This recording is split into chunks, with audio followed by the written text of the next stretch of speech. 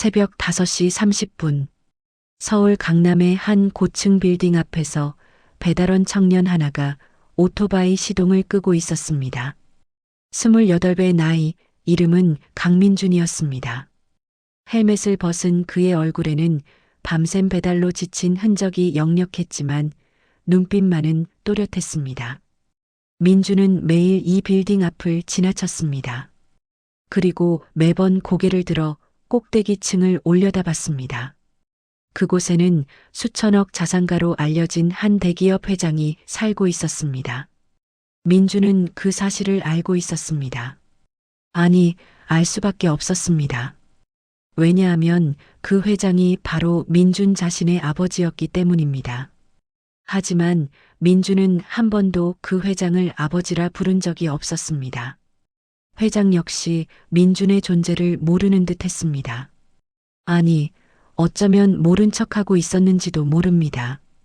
이것은 숨겨진 정체 실화이자 한 배달원 청년과 수천억 자산가 사이에 얽힌 가족 배신의 이야기입니다. 민준의 어머니는 22살 때 그 회장의 아이를 가졌습니다. 당시 회장은 아직 사업 초기 단계였고 민준의 어머니는 그의 회사에서 일하는 평범한 직원이었습니다. 둘은 사랑했습니다. 적어도 민준의 어머니는 그렇게 믿었습니다. 하지만 임신 사실을 알게 된 순간 모든 것이 달라졌습니다. 회장은 냉정하게 말했습니다. 미안하지만 나는 이미 약혼자가 있어. 재벌가 딸이야. 이 결혼으로 우리 회사가 살아남을 수 있어. 그리고 그는 봉투 하나를 민준 어머니 앞에 내밀었습니다. 안에는 500만 원이 들어 있었습니다. 이걸로 처리해. 민준의 어머니는 그 돈을 집어던졌습니다. 그리고 회사를 그만뒀습니다. 뱃속의 아이를 지키기로 결심했습니다. 그렇게 민준은 태어났고 어머니는 홀로 아이를 키웠습니다. 식당 종업원으로 일하며 밤에는 청소일까지 했습니다. 민준이 5살 되던 해 어머니는 과로로 쓰러졌습니다. 병원비를 낼 돈이 없어 응급실에서조차 제대로 치료받지 못했습니다. 민준아 어머니는 산소호흡기를 쓴 채 어린 아들의 손을 꼭 쥐었습니다. 엄마가 미안해. 너한테 아무것도 해준 게 없구나. 민준은 울먹이며 고개를 저었습니다. 엄마 아파요? 엄마 괜찮아요? 어머니는 미소 지으려 했지만 입술만 파르르 떨렸습니다. 민준아, 잘 들어. 너한테는 아빠가 있어. 근데 그 아빠는 우릴 버렸어. 어머니의 목소리가 점점 작아졌습니다. 하지만 원망하지 마. 원망하면 내 마음만 아파. 알겠지? 5살 민준은 무슨 말인지 정확히 이해하지 못했지만 고개를 끄덕였습니다. 그리고 사흘 후 어머니는 세상을 떠났습니다. 민준은 고아원으로 보내졌습니다. 하지만 그곳에서도 오래 머물지 못했습니다. 10살 때부터 식당에서 설거지를 시작했고 15에는 학교를 그만두고 본격적으로 일했습니다. 배달, 공사장, 주유소, 닥치는 대로 일했습니다. 그러면서도 민준은 늘 궁금했습니다. 자신의 아버지가 누구인지. 어머니가 남긴 물건 중에 낡은 명함 한 장이 있었습니다. 태성그룹 기획실 과장 한재욱. 민준은 그 이름을 인터넷에 검색했습니다. 그리고 알게 됐습니다. 한재욱이 지금은 태성그룹 회장이 되어 수천억 자산가로 살고 있다는 사실을, 방송에도 나오고 경제지에도 실리는 성공한 사업가라는 사실을. 민준은 복잡한 감정에 휩싸였습니다. 분노, 원망, 그리움, 호기심이 뒤섞였습니다. 하지만 어머니의 마지막 말을 기억했습니다. 원망하지 마. 그래서 민준은 다짐했습니다. 언젠가 당당하게 그 앞에 서겠다고. 아버지에게 인정받을 만한 사람이 되겠다고. 설마 했지만 그때 민준은 몰랐습니다. 자신의 인생이 곧 뒤집어질 줄은.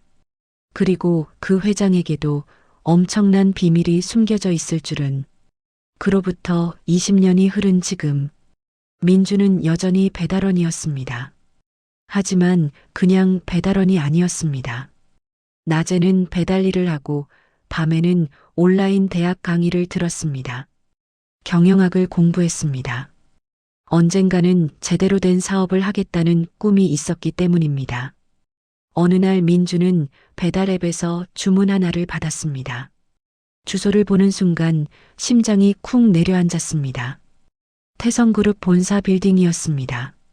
민주는 잠시 망설였지만 주문을 수락했습니다. 그리고 음식을 픽업해 그곳으로 향했습니다. 빌딩 앞에 도착했을 때 민준의 손이 미세하게 떨렸습니다. 23년 만에 아버지가 있는 건물에 들어가는 것이었습니다. 로비는 대리석으로 치장되어 있었고 천장은 한없이 높아 보였습니다. 경비원이 민준을 보며 물었습니다. 배달이세요? 네, 12층입니다. 엘리베이터를 타고 올라가는 동안 민주는 거울에 비친 자신의 모습을 봤습니다. 낡은 배달복, 헬멧 자국이 남은 머리, 거친 손. 문득 비참한 기분이 들었습니다. 같은 피를 나눈 아버지는 이 빌딩의 꼭대기에서 수천억을 움직이고 있는데 자신은 배달원으로 겨우 하루 10만 원을 버는 신세였습니다. 12층에 도착해 음식을 전달했습니다. 주문한 사람은 젊은 여직원이었습니다. 감사합니다. 민주는 고개 숙여 인사하고 돌아섰습니다. 그 순간이었습니다. 복도 저편에서 누군가 걸어오고 있었습니다. 50대 중반쯤 되어 보이는 남자였습니다. 정장을 말끔하게 차려입고 직원들이 고개 숙여 인사하는 모습을 보니 높은 직급인 듯 했습니다. 민주는 본능적으로 알았습니다. 저 사람이 혹시... 남자가 가까이 오자 민주는 옆으로 비켜섰습니다. 그런데 남자가 민준을 스쳐 지나가다 멈칫했습니다. 그리고 민준을 돌아봤습니다. 정확히는 민준의 얼굴을 봤습니다. 잠깐의 침묵이 흘렀습니다. 남자의 눈빛이 흔들렸습니다. 마치 무언가를 떠올리려는 듯한 표정이었습니다. 민준도 남자를 바라봤습니다. 그 순간 민주는 확신했습니다. 저 사람이 한재욱 자신의 아버지라는 것을. 뭐 하는 사람이지? 한재욱이 물었습니다. 목소리는 차갑고 권위적이었습니다. 민주는 가슴이 철렁 내려앉는 것을 느꼈습니다. 배달 왔습니다. 아.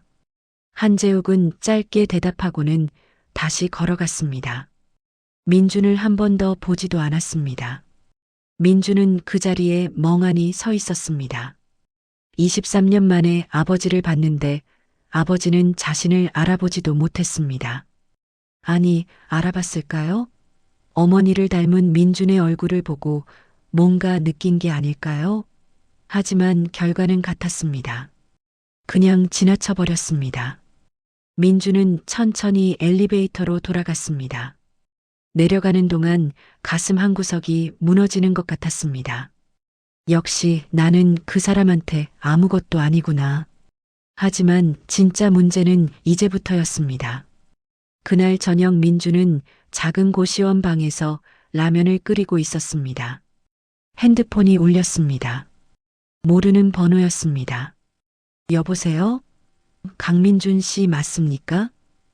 중년 남자의 목소리였습니다. 네, 맞는데요.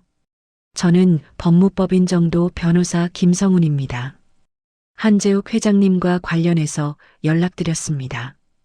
민준의 손이 멈췄습니다. 라면 국물이 끓어넘쳐도 신경 쓰이지 않았습니다. 무슨 일이시죠? 직접 만나서 말씀드리고 싶습니다. 내일 시간 되십니까? 민주는 잠시 망설이다 대답했습니다. 됩니다. 다음 날 민주는 강남의 한법무법인 사무실로 갔습니다. 고급스러운 인테리어, 두꺼운 카펫, 크리스탈 샹들리에. 민준의 낡은 운동화가 그곳에 어울리지 않는 것 같았습니다. 김성훈 변호사는 50대 초반의 신사였습니다. 앉으시죠. 민주는 조심스럽게 앉았습니다. 단도직입적으로 말씀드리겠습니다. 변호사가 서류 하나를 꺼냈습니다. 한재욱 회장님께서 민준 씨가 본인의 친아들일 가능성이 있다고 판단하셨습니다. 민주는 숨이 멎는 것 같았습니다. 어제 우연히 마주쳤을 때 민준 씨 얼굴을 보고 옛 기억이 떠올랐다고 하시더군요. 변호사는 계속 말을 이었습니다. 회장님께서 유전자 검사를 제안하셨습니다. 만약 친자 관계가 확인되면 회장님께서 적절한 보상을 하시겠다고 합니다. 민주는 멍하니 변호사를 바라봤습니다. 보상이요? 네. 금전적인 지원 말입니다. 민주는 웃음이 나올 뻔했습니다. 23년 동안 외면하다가 이제 와서 돈으로 해결하겠다는 건가요? 거절하겠습니다. 민준이 말했습니다. 변호사가 놀란 표정을 지었습니다. 뭐라고요? 저는 검사도 필요 없고 보상도 필요 없습니다. 전 이미 혼자 잘 살고 있으니까요. 민주는 자리에서 일어났습니다. 회장님께 전해주세요. 너무 늦었다고. 이제는 아무 상관없다고. 그리고 민주는 사무실을 나왔습니다. 엘리베이터 문이 닫히자 민주는 벽에 기대섰습니다. 눈물이 날 것 같았지만 참았습니다. 엄마 저 잘했죠? 하지만 설마 했지만 그게 끝이 아니었습니다. 며칠 후 민주는 또 다른 연락을 받았습니다. 이번에는 한재욱 회장이 직접 만나고 싶다는 내용이었습니다. 민주는 고민했습니다. 만나야 할까요? 말아야 할까요? 하지만 결국 호기심이 이겼습니다. 아니, 어쩌면 마음 깊은 곳에서 여전히 아버지를 만나고 싶었던 건지도 모릅니다. 만남 장소는 태성그룹 본사 근처 조용한 카페였습니다. 민준이 도착했을 때 한재욱은 이미 와 있었습니다. 창가 자리에 앉아 커피를 마시고 있었습니다. 민준이 다가가자 한재욱이 고개를 들었습니다. 앉게 명령조였습니다. 민준은 앉았습니다. 한재욱은 한동안 민준을 바라봤습니다. 그 시선에는 복잡한 감정이 담겨 있었습니다. 죄책감, 호기심, 그리고 어딘가 경계하는 느낌. 자네 어머니 이름이 강소희였나? 민주는 고개를 끄덕였습니다. 네. 한재욱이 깊은 한숨을 쉬었습니다. 그때 일은 미안하게 됐네. 하지만 나도 어쩔 수 없었어. 회사가 무너질 위기였고 그 결혼이 유일한 방법이었지. 민주는 아무 말도 하지 않았습니다. 한재욱이 계속 말했습니다. 어머니는 어떻게 되셨나? 돌아가셨습니다. 제가 5살 때요. 민준의 목소리는 담담했습니다. 한재욱의 얼굴이 굳었습니다. 그랬구나. 잠시 침묵이 흘렀습니다. 한재욱이 물었습니다. 지금은 뭘 하나? 배달 일합니다. 학교는? 중학교 중퇴했습니다. 한재욱의 표정이 미묘하게 변했습니다. 실망? 동정? 민주는 그 시선이 불편했습니다. 내가 도와주지. 한재욱이 말했습니다. 회사에 자리 하나 마련해 주겠네. 검사 결과가 나오면 법적으로도 관계를 정리하고. 필요 없습니다. 민준이 잘라 말했습니다. 한재욱이 미간을 찌푸렸습니다. 뭐? 저는 당신 도움 필요 없어요. 23년 동안 없이도 살았는데 이제 와서 왜 필요하겠습니까? 민주는 자리에서 일어났습니다. 그럼 전 이만 가보겠습니다. 잠깐. 한재욱이 민준을 불렀습니다. 내 아들이라는 게 확인되면 자네한테도 상속 문제가 생기네. 민준이 뒤돌아봤습니다. 그게 무슨 말씀이세요? 내게는 지금 아들이 하나 있어. 한준혁이라고. 42살이지. 그 애가 회사를 물려받을 예정이었는데 자네가 나타나면 상황이 복잡해지는 거야. 민주는 헛웃음이 나왔습니다. 걱정 마세요. 저는 상속 같은 거 관심 없으니까요. 하지만 한재욱은 믿지 않는 표정이었습니다. 사람 마음이라는 게 다 똑같아. 돈 앞에서는 달라지지. 당신 같은 사람들은 그럴지 모르죠. 하지만 전 아닙니다. 민주는 더 이상 말하지 않고 카페를 나왔습니다. 그날 저녁 민주는 배달 일을 하다 사고를 당할 뻔했습니다. 신호를 기다리는데 뒤에서 고급 세단이 거의 들이받을 듯 급정거했습니다. 민준이 놀라 돌아보자 차 창문이 내려갔습니다. 그리고 40대 초반의 남자가 얼굴을 내밀었습니다. 야, 배달원. 길 막지 말고 비켜. 민주는 어이가 없었습니다. 지금 신호 대기 중인데요? 시끄러워. 어서 비키라고. 남자의 목소리에는 짜증과 오만함이 가득했습니다. 민주는 참으려 했지만 그날따라 기분이 안 좋았습니다. 신호 바뀌면 갈 테니까 기다리세요. 이 새끼가 지금 남자가 차에서 내렸습니다. 명품 정장을 입고 있었고 손에는 고급 시계가 채워져 있었습니다. 남자가 민준에게 다가와 어깨를 밀었습니다. 너 어느 회사 소속이야? 당장 해고시켜 줄 테니까. 민준은 비틀거렸지만 참았습니다. 왜 이러시는 겁니까? 왜? 내가 길을 막았잖아. 그리고 나한테 말대꾸를 했어. 남자가 핸드폰을 꺼내 민준을 찍기 시작했습니다. 사진 찍어서 회사에 신고할 거야. 너 같은 놈은 일 못하게 만들어줘야 돼. 주변에 사람들이 모여들었지만 아무도 나서지 않았습니다. 민주는 주먹을 꽉 쥐었습니다. 때리고 싶었습니다. 하지만 그러면 자신만 손해라는 걸 알았습니다. 죄송합니다. 민주는 고개를 숙였습니다.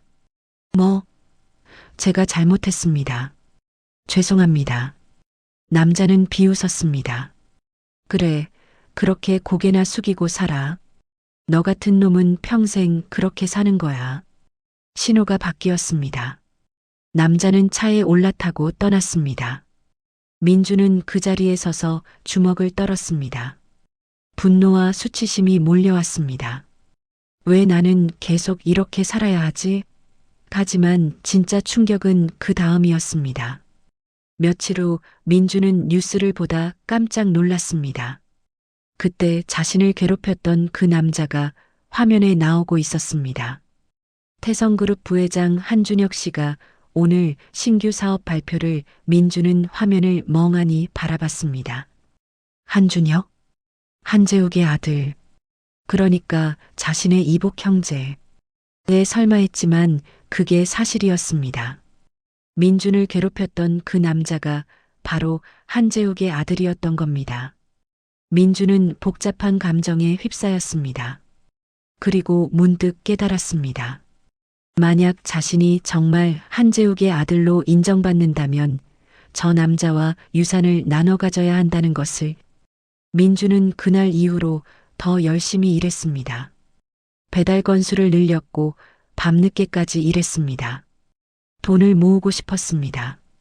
언젠가 자신의 사업을 시작하기 위해서. 그리고 한재욱에게 증명하고 싶었습니다. 자신도 혼자 힘으로 성공할 수 있다는 것을. 어느 날 민주는 고시원 복도에서 옆방 할머니를 만났습니다. 80이 넘은 박순자 할머니는 혼자 사셨습니다. 자식들이 있었지만 연락이 끊긴 지 오래였습니다. 민준아, 오늘 저녁 먹었니? 할머니가 물었습니다. 아직이요. 그럼 우리 집에서 먹어라. 혼자 먹기 싫어서. 민주는 할머니 방으로 갔습니다. 비좁은 방에는 낡은 이부자리와 작은 전기밥솥이 전부였습니다. 할머니는 김치찌개를 끓여주셨습니다. 할머니, 맛있어요. 그래, 다행이다. 요즘은 입맛도 없어서 말이야. 할머니는 민준이 먹는 모습을 흐뭇하게 바라봤습니다. 민준아, 너는 부모님이 안 계시다며? 네. 외롭지? 민주는 잠시 망설이다 고개를 끄덕였습니다. 가끔은요. 나도 외로워. 자식들이 있어도 안 만나니까 똑같아. 할머니의 눈가에 눈물이 맺혔습니다. 얘들아, 내가 뭘 잘못했을까? 민주는 할머니의 손을 잡았습니다. 주름투성이의 차가운 손이었습니다. 할머니는 잘못하신 게 없어요. 자식들이 몰라보는 거예요. 고맙다, 민준아. 너는 착한 애야.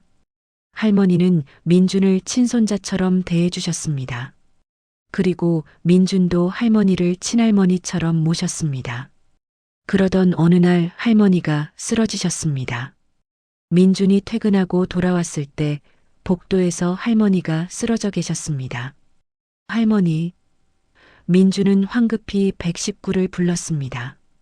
병원으로 이송된 할머니는 다행히 의식을 회복했습니다. 하지만 의사 선생님 말씀이 좋지 않았습니다. 보호자분이세요? 아, 저는 이웃인데요. 할머니 가족들은 연락이 안 됩니다. 그렇습니까? 환자분이 뇌졸중으로 쓰러지셨는데 상태가 좋지 않습니다. 수술을 해야 하는데 비용이 2천만 원 정도 필요합니다. 민주는 멍해졌습니다. 2천만 원. 자신이 1년 내내 벌어도 모으기 힘든 돈이었습니다. 민주는 할머니 병실로 갔습니다. 할머니는 산소호흡기를 쓰고 누워 계셨습니다. 민준의 손을 보자 할머니가 약하게 웃으셨습니다. 미안하다, 민준아. 폐를 끼쳐서. 무슨 말씀을 하세요? 할머니 괜찮으실 거예요. 아니야, 나는 알아. 이제 끝이라는 거. 할머니, 포기하지 마세요. 제가 돈 마련할게요. 민주는 필사적으로 말했습니다. 하지만 할머니는 고개를 저었습니다. 민준아, 나 때문에 내 인생 망치지 마. 너는 내 길을 가야 해. 할머니 고맙다. 마지막에 너 같은 손자 만나서. 민주는 눈물을 참을 수 없었습니다. 할머니의 손을 꼭 쥐었습니다. 그리고 결심했습니다. 무슨 수를 써서라도 할머니를 살려야겠다고. 민주는 은행에 가서 대출을 알아봤습니다. 하지만 신용등급이 낮아 대출이 거절됐습니다. 지인들에게 돈을 빌려달라고 했지만 모두 어렵다고 했습니다. 절망적이었습니다. 민주는 거리를 헤매다 문득 한 가지 생각이 떠올랐습니다. 한재욱. 그에게 도움을 청하면 어떨까? 아니, 하지만 그러면 자존심이. 민주는 고민했습니다. 자존심과 할머니의 생명. 선택은 명확했습니다. 민주는 한재욱에게 전화를 걸었습니다. 여보세요? 한재욱의 목소리였습니다. 저 강민준입니다. 오, 자네. 무슨 일인가? 부탁이 있습니다. 돈을 좀 빌려주실 수 있으신지요? 전화기 너머로 침묵이 흘렀습니다. 얼마나 필요한가? 2천만 원입니다. 2천만 원? 큰 돈인데. 무슨 일인가? 민주는 상황을 설명했습니다. 할머니 이야기를, 수술비 이야기를. 한재욱은 듣고 나서 말했습니다. 알았네. 돈은 보내주지. 대신 조건이 있어. 민준의 가슴이 철렁했습니다. 무슨 조건입니까? 유전자 검사를 받게. 그리고 결과가 나오면 법적으로 부자 관계를 인정하는 거야. 그러면 자네한테 정당한 몫을 주겠네. 민주는 입술을 깨물었습니다. 이것은 거래였습니다. 돈과 정체성의 교환. 하지만 할머니를 위해서는 어쩔 수 없었습니다. 알겠습니다. 좋아. 내일 당장 검사를 받게. 그리고 돈은 오늘 밤에 보내주지. 전화가 끊겼습니다. 민주는 핸드폰을 쥔 채 주저앉았습니다. 엄마, 제가 잘하는 건가요? 하지만 진짜 문제는 이제부터였습니다. 검사 결과가 나오면 민준의 인생은 완전히 달라질 것이었습니다. 그리고 그것은 또 다른 전쟁의 시작이기도 했습니다. 유전자 검사 결과는 일주일 후에 나왔습니다. 민주는 한재욱의 사무실로 불려갔습니다. 태성그룹 본사 최상층 회장실. 민주는 처음으로 그곳에 발을 들였습니다. 사무실은 상상했던 것보다 훨씬 넓고 화려했습니다. 통유리창 너머로 서울 전경이 한눈에 들어왔습니다. 한재욱은 책상 뒤에 앉아 있었습니다. 옆에는 김성훈 변호사가 서 있었습니다. 앉게. 민주는 앉았습니다. 한재욱이 서류 하나를 밀어주었습니다. 검사 결과야. 직접 확인해 보게. 민주는 서류를 펼쳤습니다. 전문 용어들이 가득했지만 마지막 결론 부분은 명확했습니다. 친자 확률 99.99%. 민준의 손이 떨렸습니다. 머리로는 알고 있었지만 막상 확인하니 현실감이 밀려왔습니다. 자신은 정말 한재욱의 아들이었습니다. 이제 자네도 내 아들이야. 한재욱이 말했습니다. 하지만 그 말에는 따뜻함이 없었습니다. 마치 사업 계약서에 서명하는 것처럼 차가운 톤이었습니다. 앞으로 어떻게 할 건지 이야기해야겠지. 저는 그냥 예전처럼 살고 싶습니다. 민준이 말했습니다. 한재욱이 미간을 찌푸렸습니다. 뭐, 그게 무슨 말인가? 돈은 빌린 만큼만 받겠습니다. 할머니 수술비요. 그거 갚으면 저는 더 이상 연락 안 하겠습니다. 자네 지금 장난하나? 한재욱의 목소리가 날카로워졌습니다. 장난이 아닙니다. 전 정말로 당신 재산이나 회사에 관심 없어요. 믿을 수 없군. 누가 수천억짜리 유산 실화를 그냥 포기한다는 건가? 한재욱은 비웃었습니다. 자네도 결국 돈을 노리고 나타난 거 아닌가? 민주는 화가 났습니다. 그렇게 생각하시려면 하세요. 저는 상관없습니다. 민준이 일어섰습니다. 그때 사무실 문이 벌컥 열렸습니다. 한준혁이 들어왔습니다. 민준을 보자 준혁의 얼굴이 일그러졌습니다. 이게 누구야? 그 배달원? 준혁아, 지금은 아버지, 이 사람이 제 동생이라는 게 사실입니까? 한재욱이 한숨을 쉬었습니다. 그래.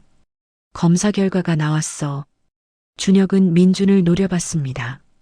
재미있군. 20년 넘게 나타나지도 않다가 이제 와서 유산을 노리는 거야? 노리는 거 아닙니다. 민준이 말했습니다. 그래. 그럼 뭐야? 순수한 마음으로 아버지를 만나러 온 거야? 준혁이 비웃었습니다. 웃기지 마. 너 같은 놈들 많이 봤어. 돈 냄새 맡고 꼬여드는 거지들. 민준은 주먹을 쥐었습니다. 다시는 그런 말 하지 마세요.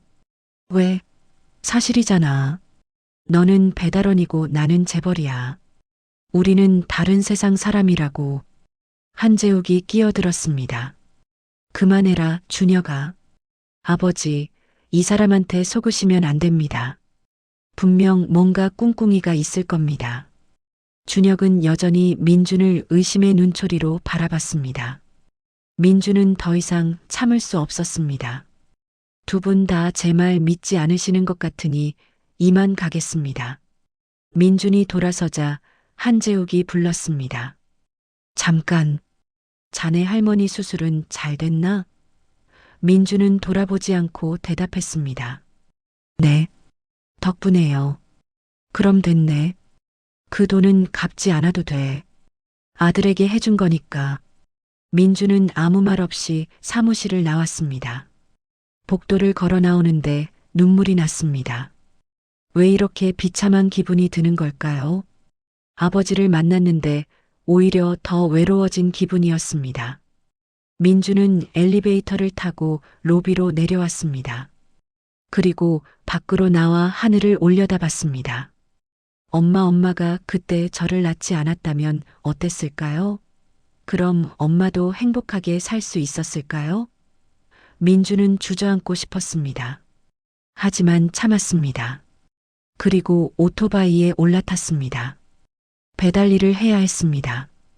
돈을 벌어야 했습니다. 삶은 계속되니까요.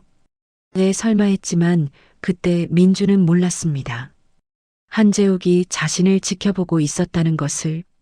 회장실 창문에서 한재욱은 민준이 떠나는 모습을 바라보고 있었습니다. 그의 눈가에는 묘한 감정이 어려 있었습니다. 아버지, 정말 저 사람을 믿으실 겁니까? 준혁이 물었습니다. 한재욱은 대답하지 않았습니다. 그저 창밖을 바라볼 뿐이었습니다. 그리고 혼잣말처럼 중얼거렸습니다. 소혜 미안해. 정말 미안해. 그로부터 석 달이 흘렀습니다. 민주는 여전히 배달 일을 했고 한재욱과는 연락하지 않았습니다. 할머니는 수술 후 회복하셨고 요양원으로 옮겨졌습니다.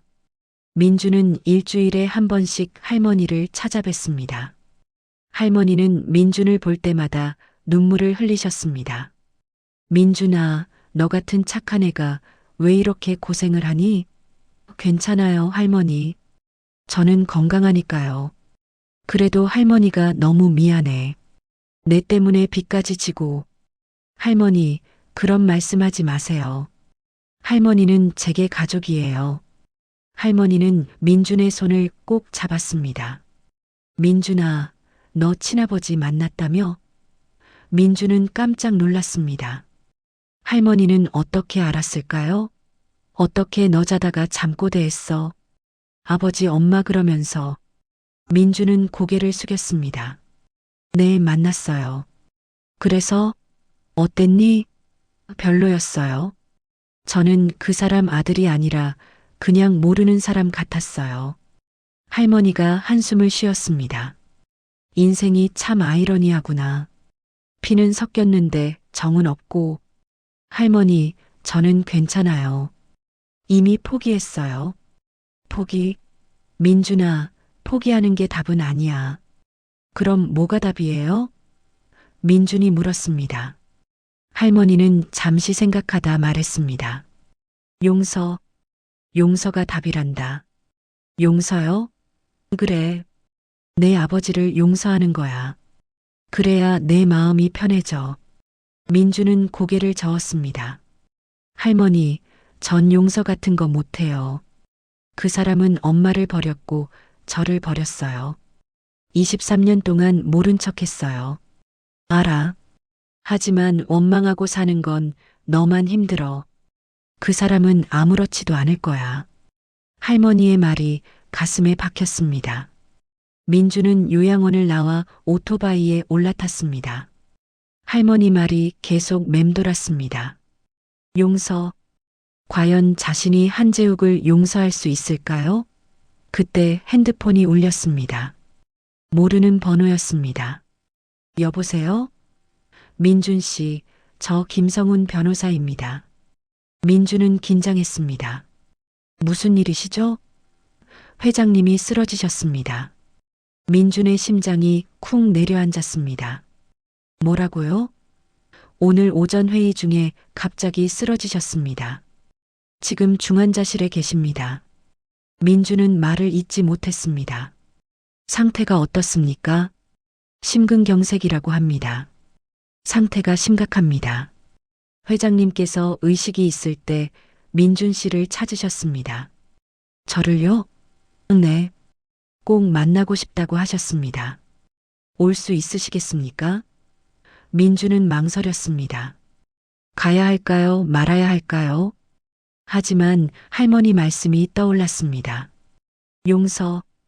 어쩌면 이게 마지막 기회일지도 모른다는 생각이 들었습니다. 알겠습니다. 어느 병원입니까? 서울성 모병원입니다. 빨리 오세요. 민주는 병원으로 향했습니다. 오토바이를 달리는 내내 가슴이 두근거렸습니다. 병원에 도착하자 김성훈 변호사가 기다리고 있었습니다. 이쪽입니다. 중환자실 앞에는 여러 사람이 모여 있었습니다. 한준혁과 그의 어머니, 그리고 회사 임원들. 민준이 나타나자 준혁이 다가왔습니다. 너 왜 왔어? 회장님이 부르셨다고 들었습니다. 아버지는 지금 의식이 없어. 돌아가.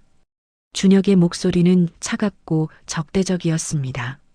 민주는 대꾸하지 않았습니다. 그냥 중환자실 유리창 너머를 바라봤습니다. 한재욱은 침대에 누워 있었습니다. 온갖 기계와 줄에 연결되어 있었습니다. 얼굴은 창백했고 눈은 감겨 있었습니다. 민주는 가슴이 무너지는 것을 느꼈습니다. 저 사람이 자신의 아버지였습니다. 미워했고 원망했지만 그래도 아버지였습니다. 의사 선생님이 나왔습니다. 보호자분? 준혁이 앞으로 나섰습니다. 제가 아들입니다. 환자분 상태가 매우 위중합니다. 심장 손상이 심각해서 수술을 해야 하는데 수술하면 살 수 있습니까? 가능성은 50%입니다. 하지만 수술하지 않으면 이틀을 넘기기 힘듭니다. 준혁은 망설였습니다. 수술 비용은 얼마입니까? 1억 원 정도 예상됩니다. 1억. 준혁의 얼굴이 굳었습니다. 옆에 있던 준혁의 어머니가 끼어들었습니다. 여보, 그 돈이면 우리 빚 갚을 수 있어요. 엄마 어차피 50%잖아요. 수술해도 죽을 수 있는데 왜 그 돈을 쓰나요? 민주는 귀를 의심했습니다. 지금 저 사람들이 하는 말이 진짜인가요? 아버지가 죽어가는데 돈 걱정을 하고 있었습니다. 준혁이 의사에게 물었습니다. 수술 안 하면 어떻게 됩니까? 말씀드린 대로 이틀 안에 알겠습니다. 일단 보류하겠습니다. 뭐라고요? 민준이 끼어들었습니다. 준혁이 돌아봤습니다. 너는 상관없어.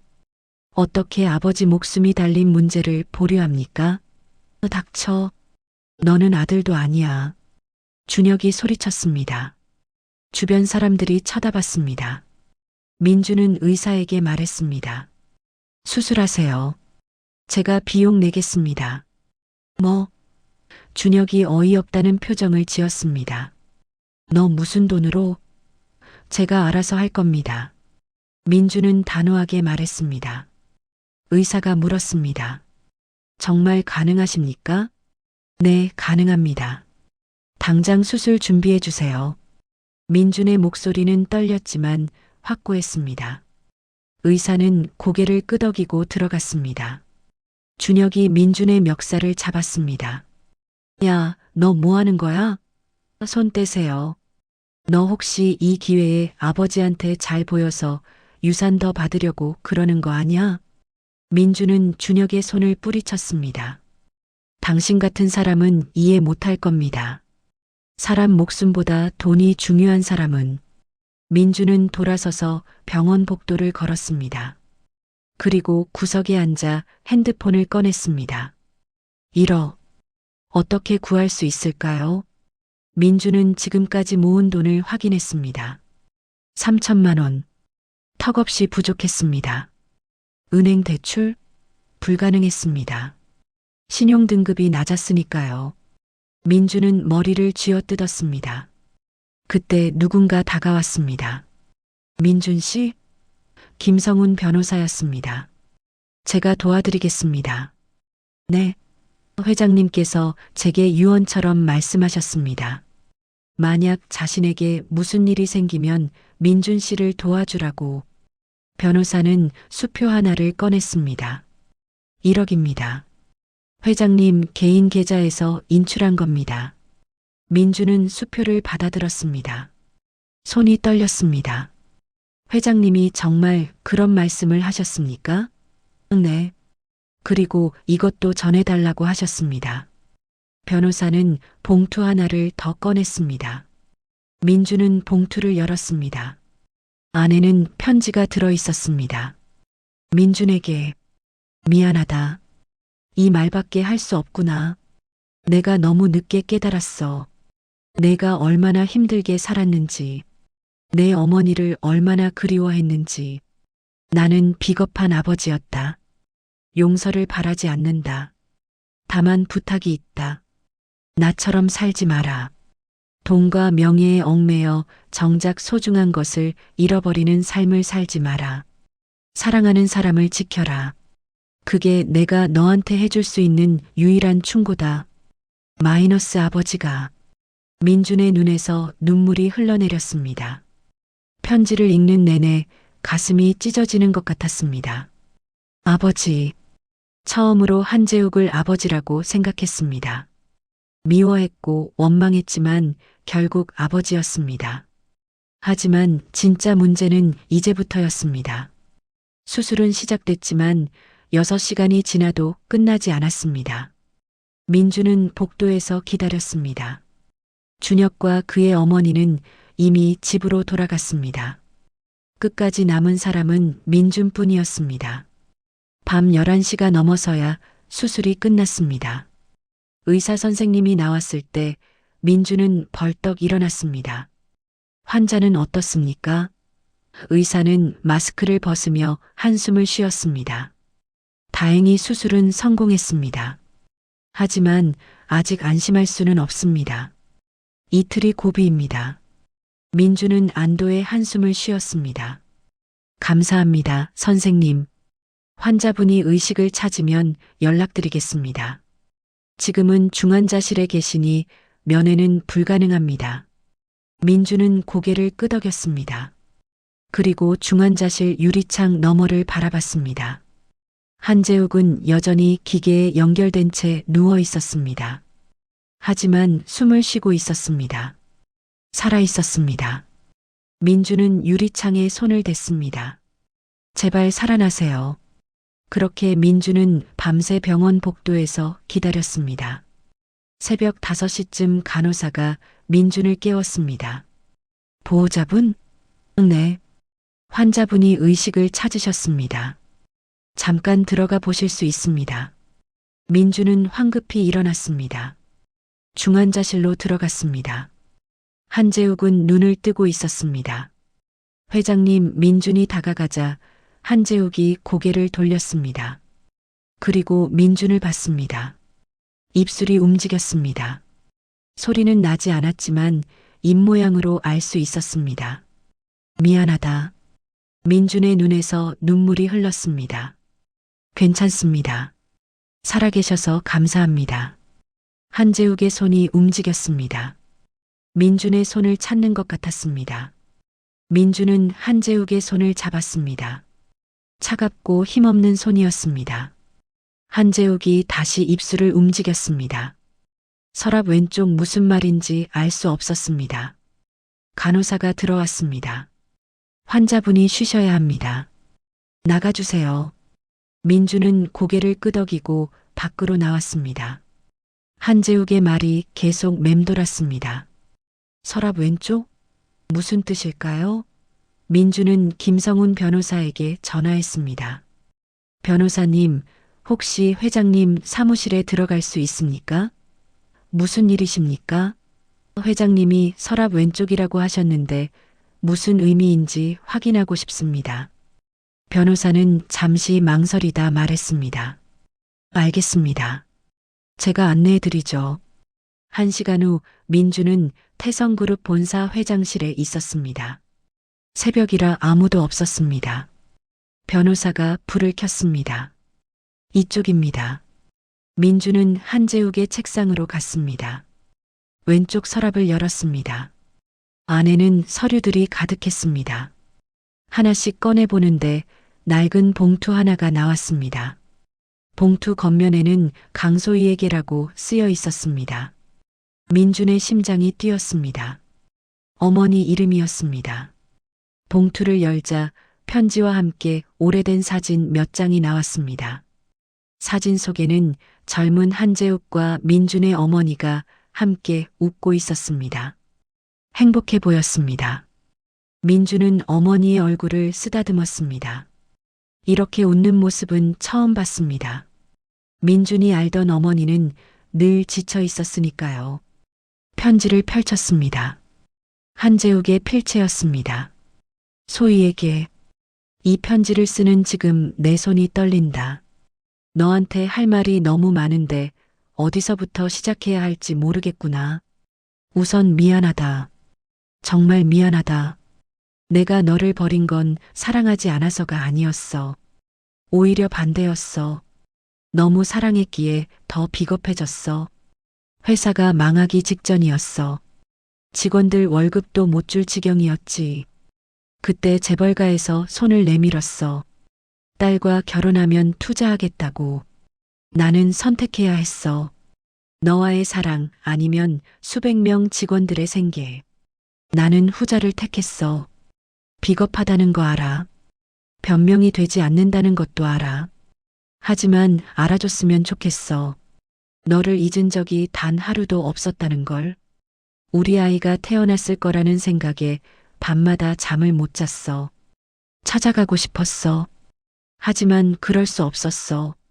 이미 다른 가정을 꾸렸고 내 선택에 책임을 져야 했으니까. 이 편지를 내가 읽을 수 있을지 모르겠구나. 어쩌면 평생 이 서랍 속에 묻힐지도 몰라. 하지만 쓰지 않을 수가 없었어. 너한테 말하고 싶었어. 사랑한다고. 미안하다고. 그리고 우리 아이에게도 전해주고 싶어. 아빠는 비겁했지만 너희를 사랑했다고. 민주는 편지를 읽으며 눈물을 흘렸습니다. 가슴이 무너지는 것 같았습니다. 한재욱도 아팠던 겁니다. 자신만 힘들었던 게 아니었습니다. 아버지도 23년 동안 죄책감 속에 살았던 겁니다.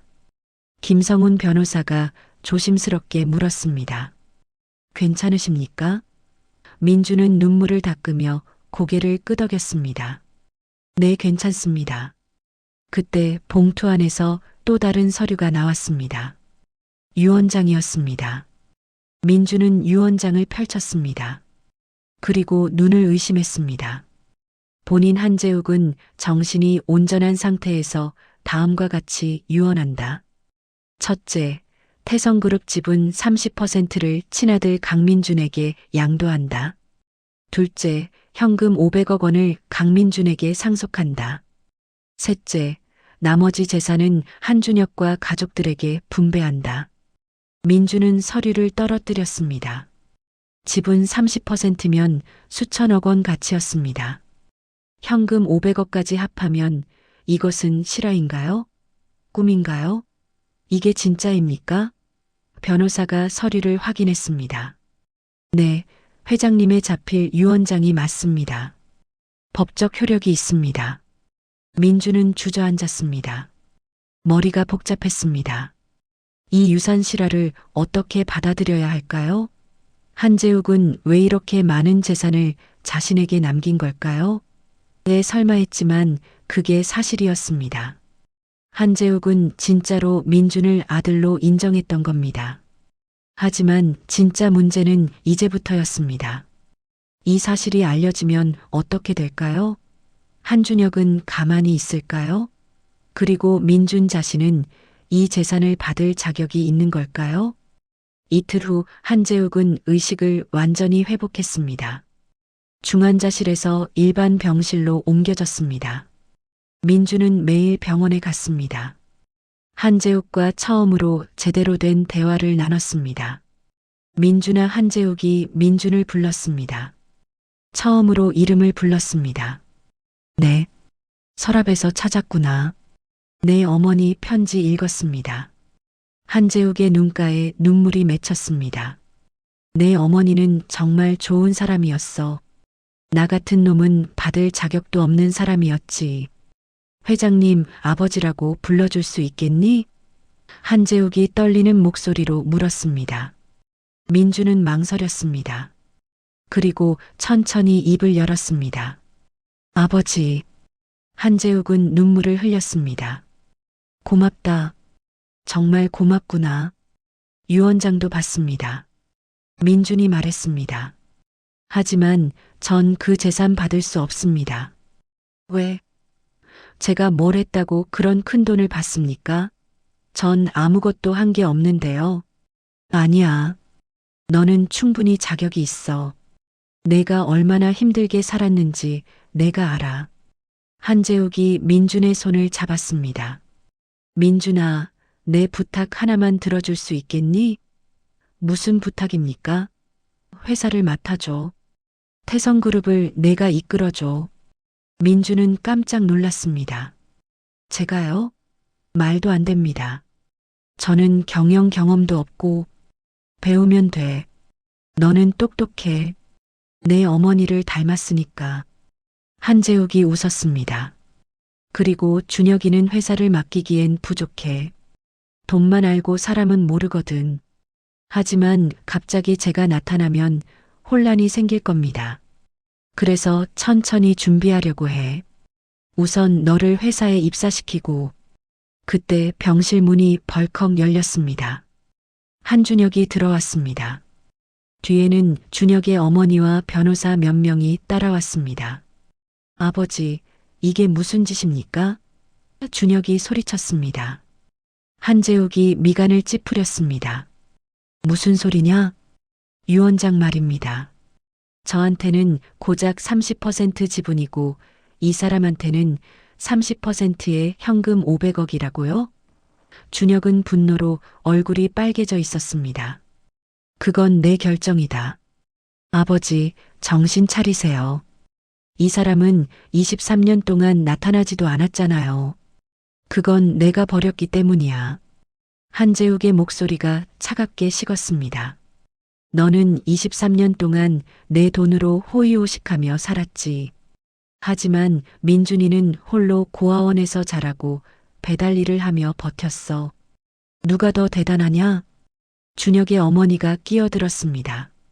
여보, 그래도 그렇죠. 준혁이는 당신이 키운 아들이에요. 20년 넘게 함께 살았잖아요.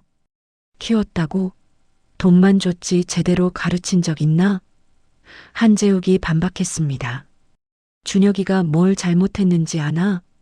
회사 돈을 빼돌려서 도박했어. 그것도 한두 번이 아니야. 민주는 놀랐습니다. 그런 일이 있었다는 걸 몰랐습니다. 준혁의 얼굴이 창백해졌습니다. 그건 제가 잠깐 실수한 겁니다. 실수? 100억이 넘는 돈을 날렸는데?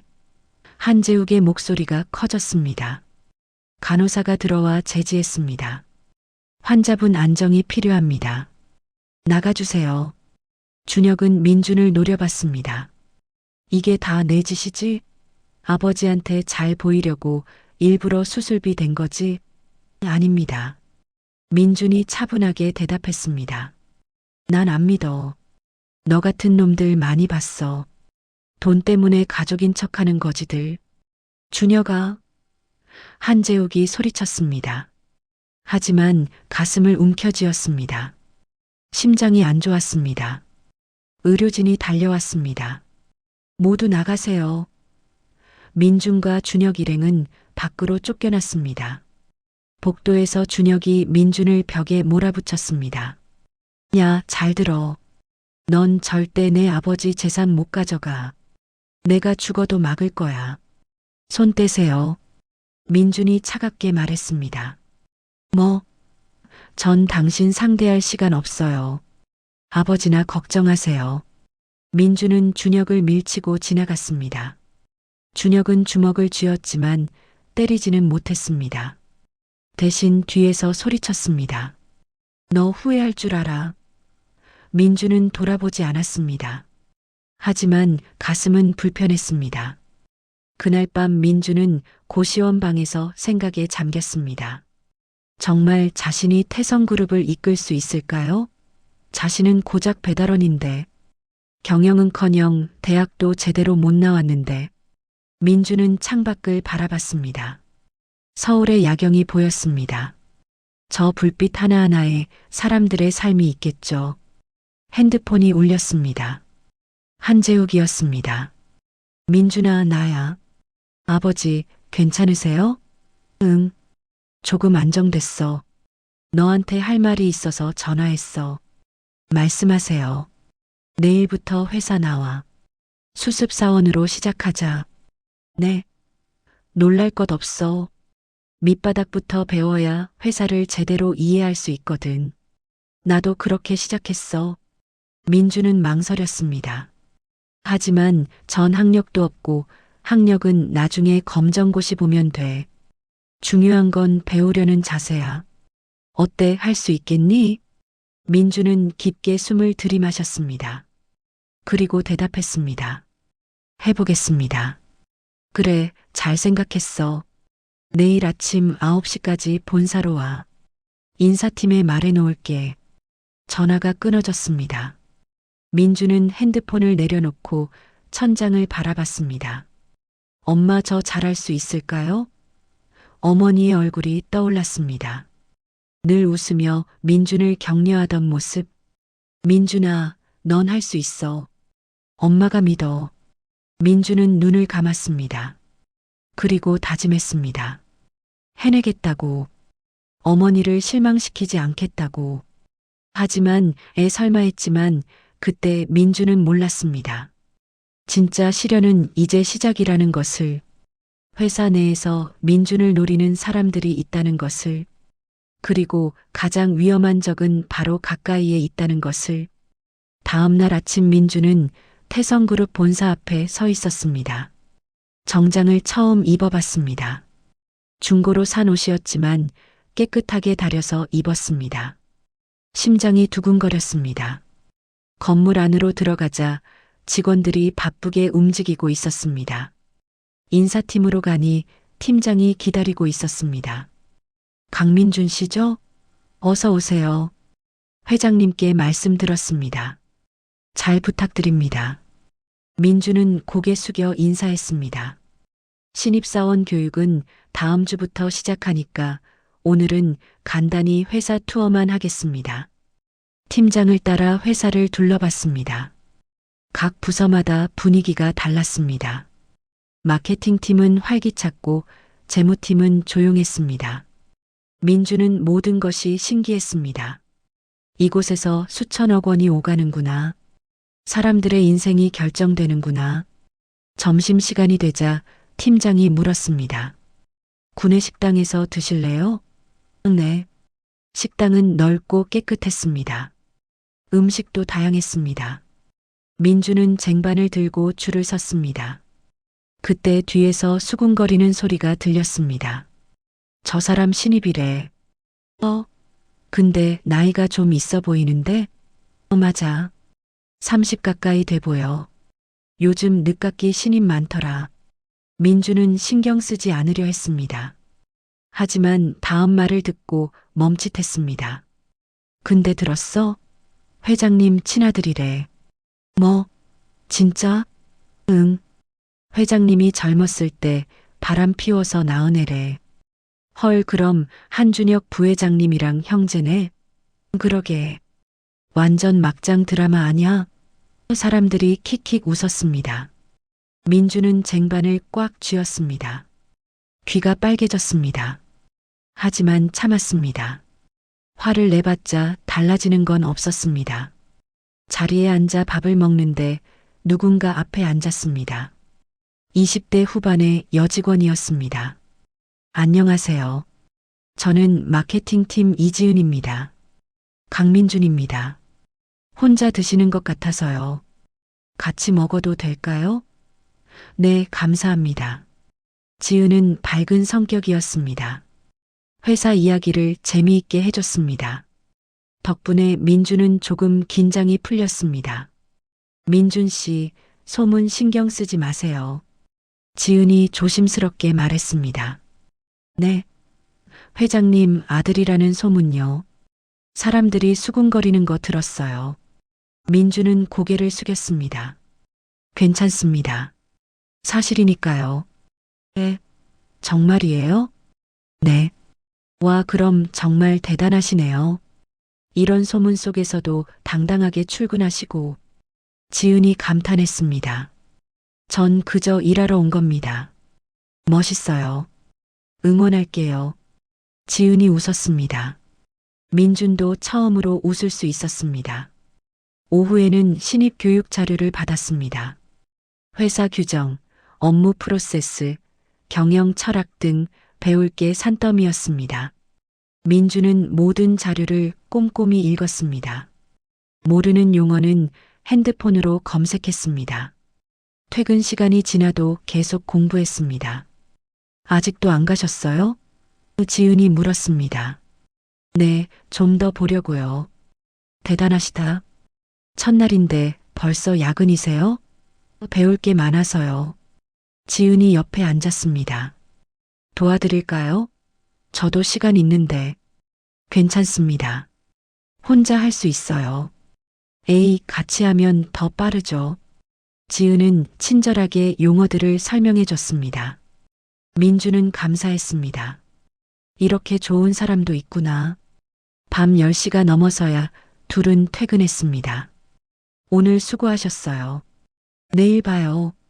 지은이 손을 흔들며 갔습니다. 민준도 손을 흔들었습니다. 집으로 가는 길에 민준은 생각했습니다. 어쩌면 잘할 수 있을지도 모르겠다고. 이렇게 도와주는 사람들이 있다면. 하지만 진짜 문제는 이제부터였습니다. 한 달 후 민준은 영업팀에 배치됐습니다. 팀장은 40대 중반의 남자였습니다. 이름은 박철수, 한준혁의 측근이었습니다.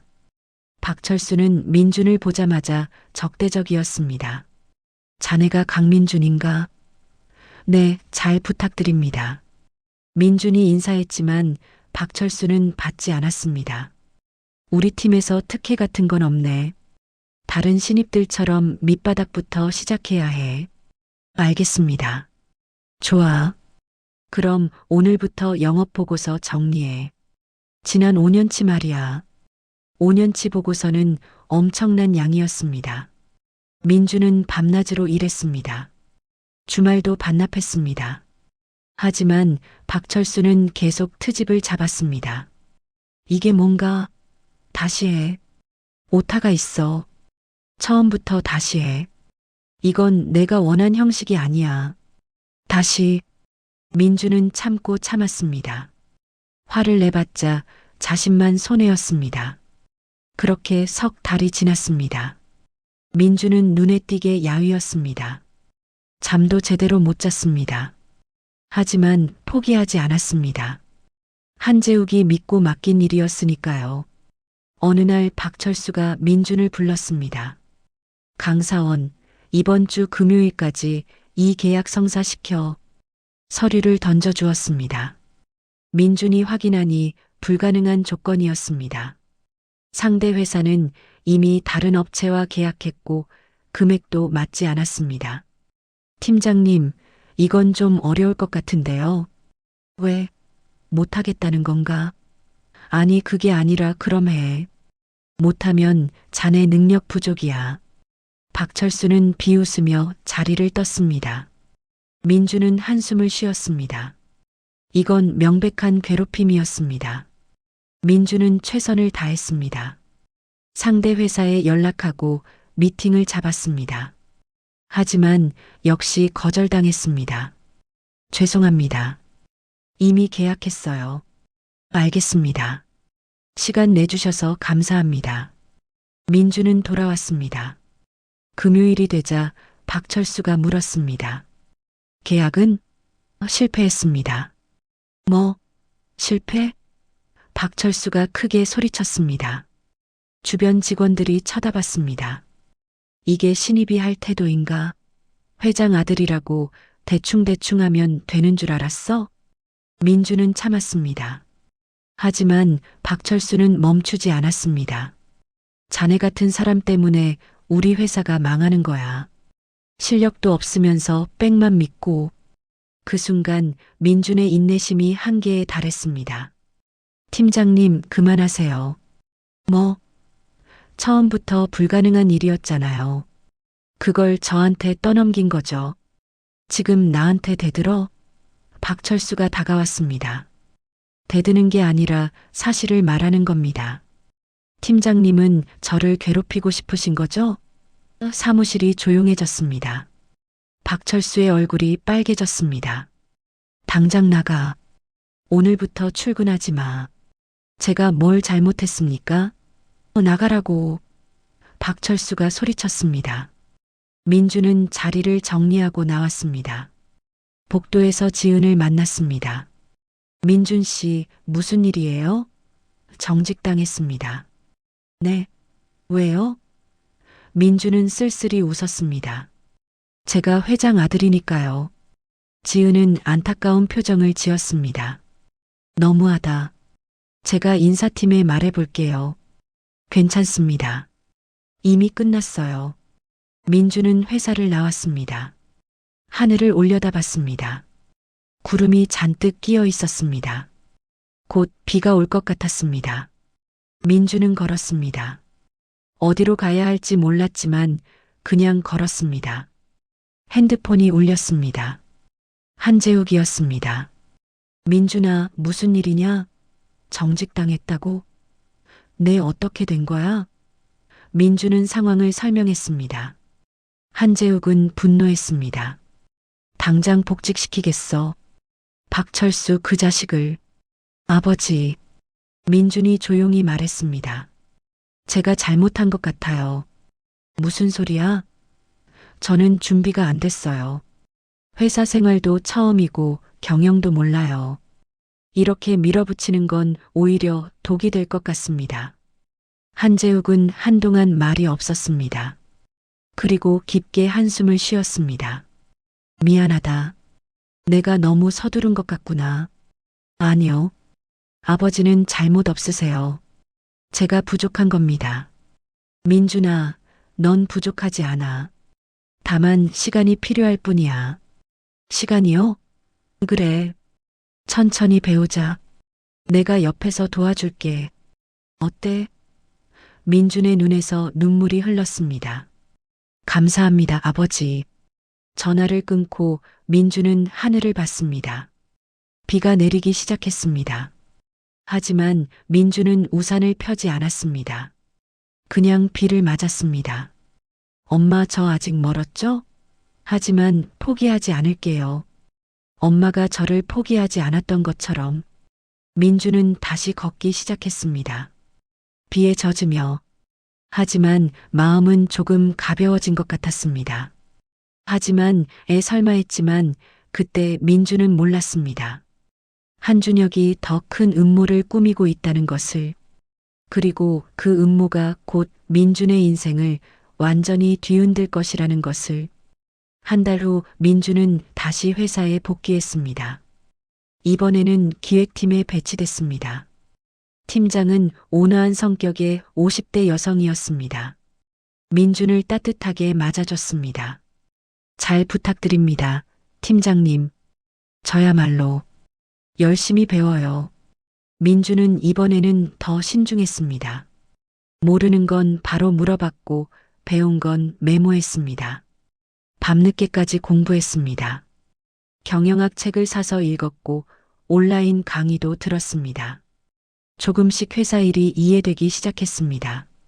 어느 날 한재욱이 민준을 불렀습니다. 회장실에서 둘만의 시간을 가졌습니다. 민준아, 요즘 어때? 열심히 배우고 있습니다. 그래, 잘하고 있어. 팀장한테 들었어. 내가 제일 성실하다고. 민준은 부끄러워 고개를 숙였습니다. 민준아, 나한테 시간이 얼마 안 남았어. 한재욱이 갑자기 말했습니다. 민준은 고개를 들었습니다. 무슨 말씀이세요?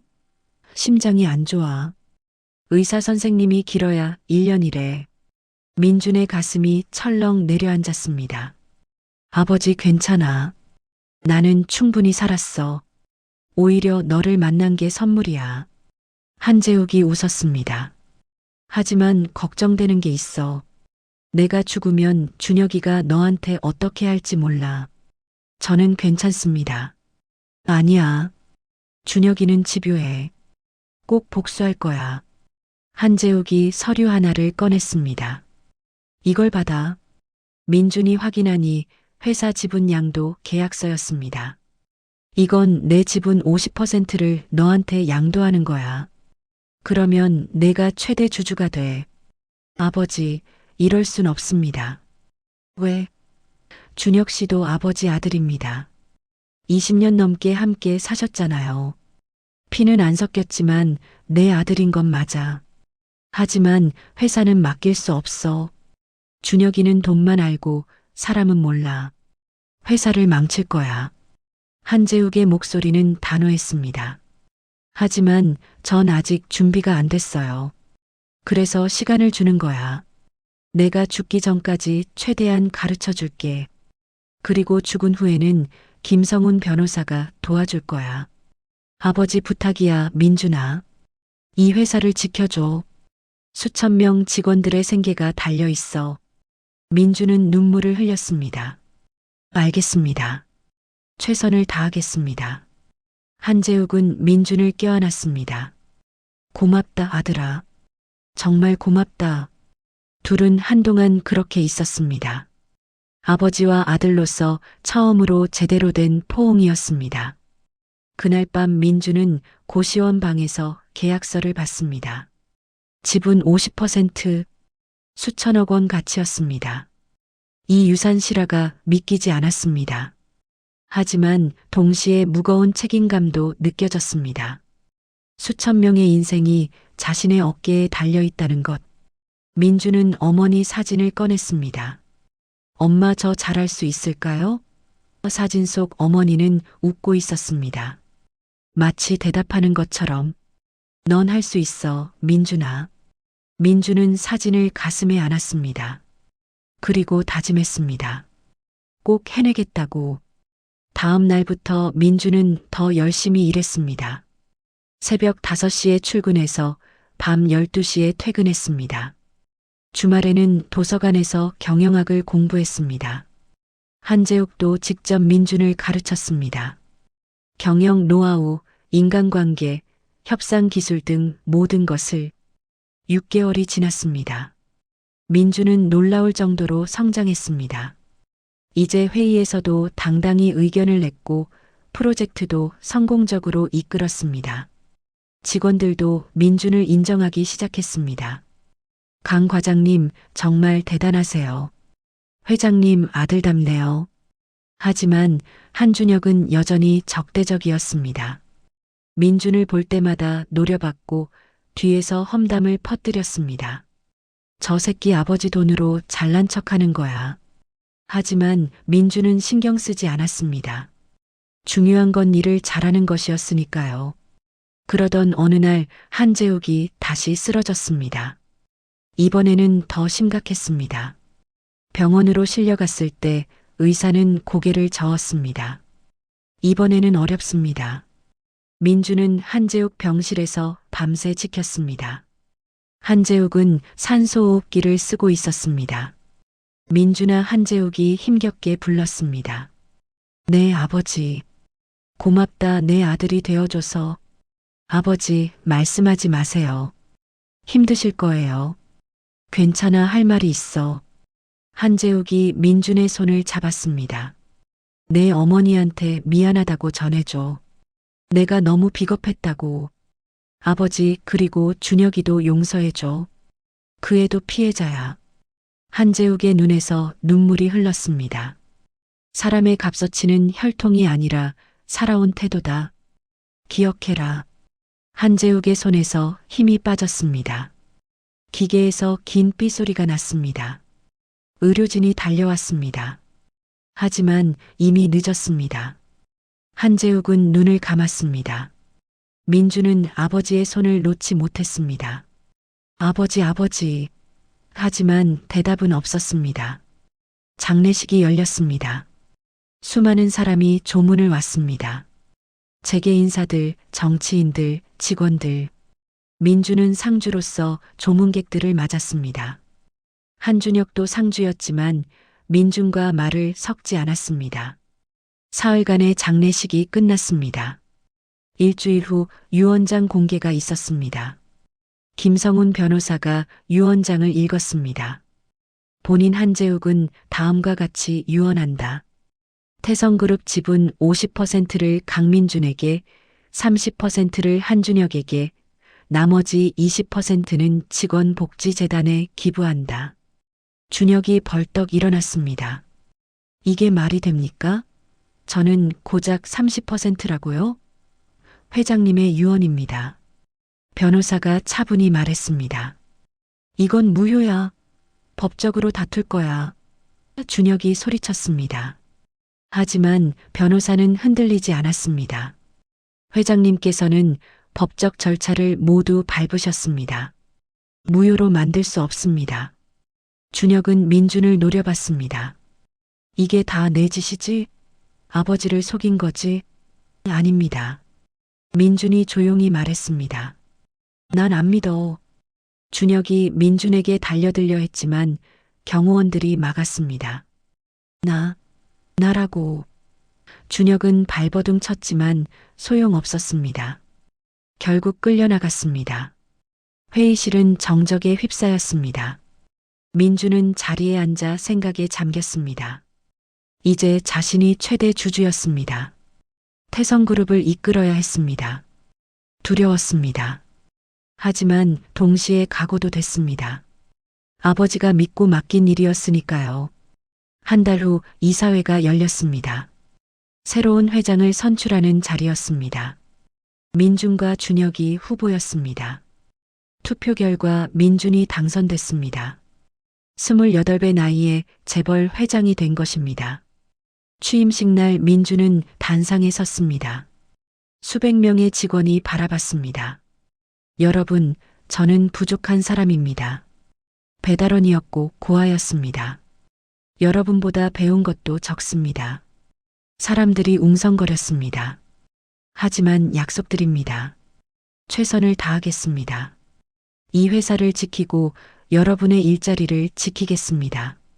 그리고 아버지께서 가르쳐 주신 것을 실천하겠습니다. 사람의 값어치는 혈통이 아니라 살아온 태도라는 것을. 박수가 터져 나왔습니다. 민주는 회장실로 갔습니다. 아버지가 앉았던 그 자리에 앉았습니다. 창밖으로 서울 전경이 보였습니다.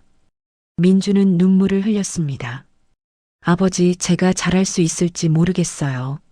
하지만 최선을 다하겠습니다. 그때 문이 열렸습니다. 박순자 할머니였습니다. 민준이 깜짝 놀라 일어났습니다. 할머니, 어떻게 여기에. 민준아, 축하한다. 내가 회장이 됐다며? 할머니는 눈물을 흘리며 민준을 껴안았습니다. 할머니 보고 싶었어요. 나도 그랬어. 요양원에서 뉴스 봤어. 우리 민준이가 회장이 됐다고. 할머니는 민준의 얼굴을 쓰다듬었습니다. 내 엄마도 하늘에서 기뻐하실 거야. 자랑스러워 하실 거야. 민준은 할머니 품에서 울었습니다. 그동안 참았던 눈물이 터져 나왔습니다. 할머니, 저 무서워요. 잘할 수 있을지. 괜찮아. 넌 할 수 있어. 내가 얼마나 강한 아이인데. 할머니가 민준을 토닥였습니다. 그날 저녁 민준은 어머니 묘를 찾았습니다. 오랜만에 오는 길이었습니다. 묘 앞에 꽃을 놓고 절을 했습니다. 엄마, 저 회장이 됐어요. 믿기지 않죠? 배달원이었던 제가. 민준은 웃으며 말했습니다. 엄마가 저를 낳아주셔서 감사해요. 힘들게 키워주셔서 감사해요. 그리고 사랑해요. 정말 사랑해요. 민준의 눈에서 눈물이 흘렀습니다. 하지만 슬픈 눈물이 아니었습니다. 감사의 눈물이었습니다. 바람이 불었습니다. 마치 어머니가 대답하는 것 같았습니다. 민준아, 잘했어. 정말 잘했어. 민준은 고개를 들어 하늘을 봤습니다. 구름 사이로 햇살이 비쳤습니다. 따뜻했습니다. 그로부터 1년 후, 태성그룹은 사상 최대 실적을 냈습니다.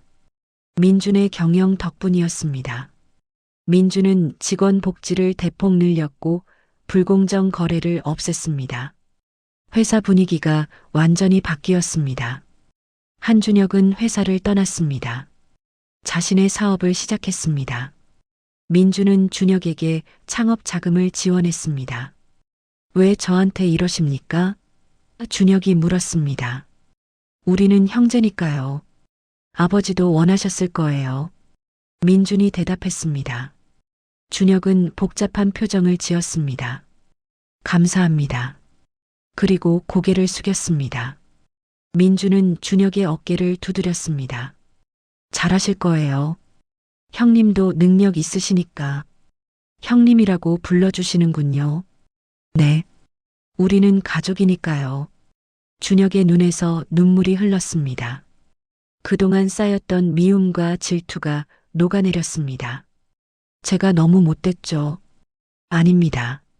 저도 형님 입장이었으면 그랬을 거예요. 둘은 처음으로 진심으로 악수했습니다. 어느 저녁 민주는 회장실에서 석양을 바라봤습니다. 이지은이 차를 가져왔습니다. 회장님, 차 드세요. 고마워요, 지은 씨. 민준과 지은은 연인 사이가 됐습니다. 무슨 생각하세요? 아버지 생각이요. 그리우시죠? 네. 가끔 물어보고 싶은 게 생기거든요. 이럴 땐 어떻게 해야 하나 하고. 지은이 민준의 손을 잡았습니다. 잘하고 계세요. 회장님께서도 자랑스러워 하실 거예요. 그럴까요? 네, 분명히요. 민주는 책상 서랍을 열었습니다.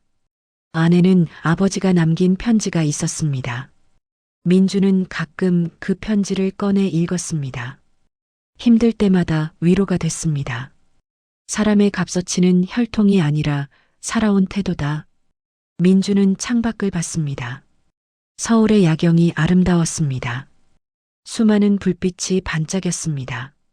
저 불빛 하나하나에 사람들의 삶이 있었습니다.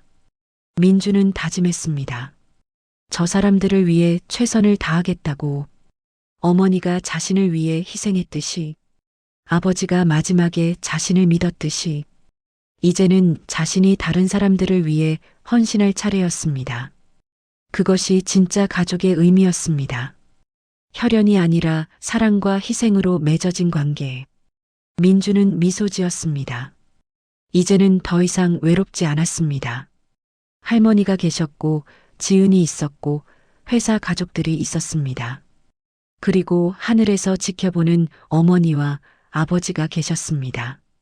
엄마, 아버지, 저 행복합니다. 그리고 감사합니다. 민주는 하늘을 올려다봤습니다. 별이 빛나고 있었습니다. 마치 부모님이 미소 짓는 것 같았습니다. 여러분, 가족이란 무엇일까요? 피로 맺어진 관계일까요? 아니면 마음으로 맺어진 관계일까요? 강민주는 배달원에서 회장이 됐습니다. 하지만 진짜 변화는 직함이 아니었습니다. 가족의 의미를 깨달은 것이었습니다. 한재욱은 늦었지만 용기를 냈습니다. 잘못을 인정하고 사랑을 표현했습니다.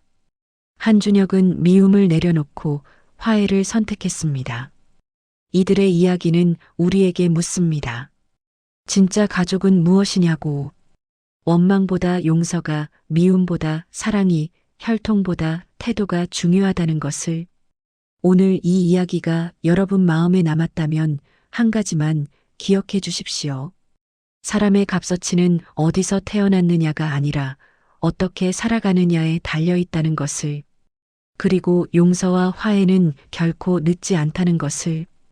여러분이었다면 어떤 선택을 하셨을까요? 민준처럼 용서하셨을까요? 아니면 원망을 택하셨을까요? 댓글로 여러분의 생각을 들려주십시오. 구독과 좋아요는 더 많은 감동 실화를 만드는 힘이 됩니다. 감사합니다.